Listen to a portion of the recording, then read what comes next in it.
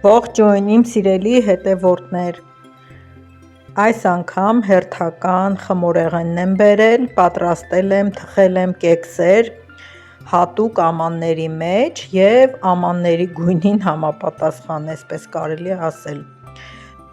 Շատ պարզ բաղադրիչներ են մեզ պետք, օգտագործելու եմ 2 ձու, 150 գրամ շաքարավազ, 100 մլ բուսայուղ, 200 մլ կաթ, 1 թեյի գդալ սոդա և ալյուր։ Ալյուրը կկշռեմ, վերջում կասեմ։ Գունաներկ եմ օգտագործելու, ուզում եմ ներսի մասից զեբրի նմանվի, ալիքներ ունենա գունային։ Ձուն մի թեթև հարում ենք, ավելացնում ենք շաքարավազը։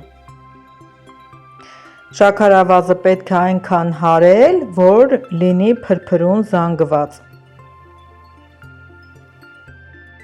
Ահա, այսպես, կարիք չկա դասական բիսկվիթի նման առանձնացնել դեղնուցն ու սպիտակուցը, նոր հարել։ Ավելացնում ենք բուսայուղը, կաթը, սոդան և նորից խառնում ենք։ Շատ քիչ, այնքան որ մասսան խառնվի իրար։ Հիմա ավելացնում ենք ալյուրը։ Սիրելիներս, պետք է նշեմ, որ առանց գլուտեն ալյուրով եմ թխում, ահա տեսեք, փխրեցուցիչով ալյուրն է, շատ լավ է ստացվում, շատ փափուկ է ստացվում, նույնիսկ այս ալյուրից հաց եմ թխում, կրկին արտակարգ հացեր են ստացվում։ Երբ վերնագիրը գրում եմ gluten free, չեք պատկերացնի, էլ դիտում չի լինում, կարծես թե հատուկ, որ նշվում է հատուկ gluten free, սովորական մարդը չի կարող ոչ նայել, ոչ օգտվել։ Սիրելիներս, այս նույն բաղադրությունը, բաղադրիչները կարող եք օգտագործել, բայց սովորական ալյուր լցնել, ընդամենը սա է։ Ծորացող խմոր ստացանք, կիսում եմ 2 մասի, շատ մասը կթողնեմ հենց բնական գույնով, իսկ մյուս մասին կավելացնեմ յասամանի գույն։ Երբ պետք է գնայի Էմուլիկիս մոտ, Էմուլիկն ասլեր տատիկ, իմ համար ամաններ ու գույներ կբերես, որ ես համ ձու ներկեմ, համ տորթիկ թխենք։ Դե կեքսի ամաններից իրեն էլ էի տարել, այնտեղ թխել ենք, շատ լավ էր ստացվել, ինքն էլ հենց այս գույներով, մեկը եղբայրը լցրեց, մեկը ինքը լցրեց, մի խոսքով թխել ենք, իմ աղջկա ուզածն արել եմ և շատ գեղեցիկ գույներ ստացել, հենց այս գույնն էլ էի տարել ու քանի որ պետք է երեխեքին էլ գույներ տանեի, որոշեցի նորը գնել, որպեսզի կարողանամ բաժինը կիսել գույների։ Ամանները գնել եմ Wildberries-ից երևի 2 տարի առաջ։ Ներկայացրել եմ այն ժամանակ ուրիշ գնված ապրանքների հետ, բայց երբեք ոչ մի բան չէի թխել, այդպես մնացել էր։ Հիմա մի թեթև բուսայուղ արեցի, ինչպես տեսաք, և մի շերտը լցնում եմ սպիտակ խմորը, մյուս շերտը այս գույնի խմորը և հետո նորից կրկնում եմ, նորից սպիտակ, նորից այս սիրենևի գույնը, որպեսզի ներսի մասը լինի ալիքներով։ Վերջում էլ մի հատ չոփիկով կխառնենք, որ բարձր մաս չմնա, բիսկվիթը հավասար տարածվի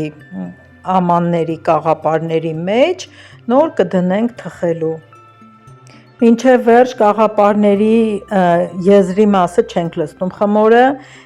կեսով չափ ենք լցնում, որպեսզի ուռելու, բարձրանալու տեղ ունենա խմորը։ Թխում ենք 200 աստիճան տաքացած ջեռոցում, սկզբից մինչև վերջ, ներքևի հատվածում։ Ահա տեսեք սիրելիներս, թխվեց, ժամանակ չպահեցի, շատ կարճ ժամանակում թխվեց,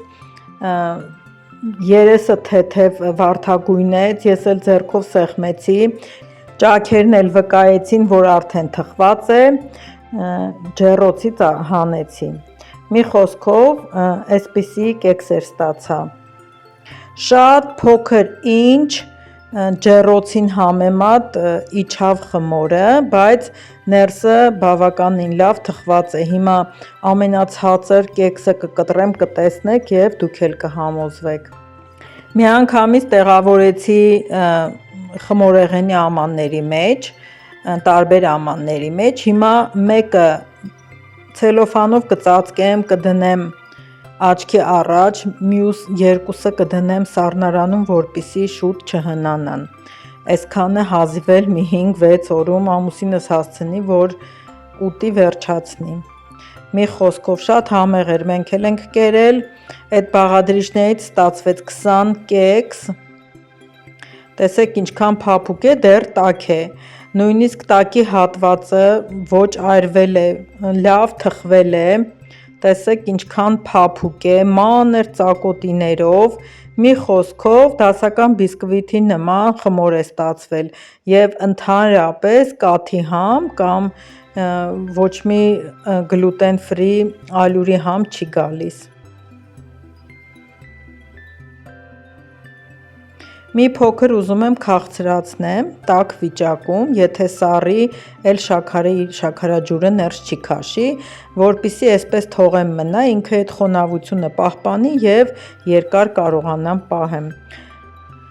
Այսքանը սիրելիները, շնորհակալ եմ, որ դիտեցիք, կիսվեք, պահպանեք, դուք էլ թխեք, կհանդիպենք հաջորդ տեսանյութում։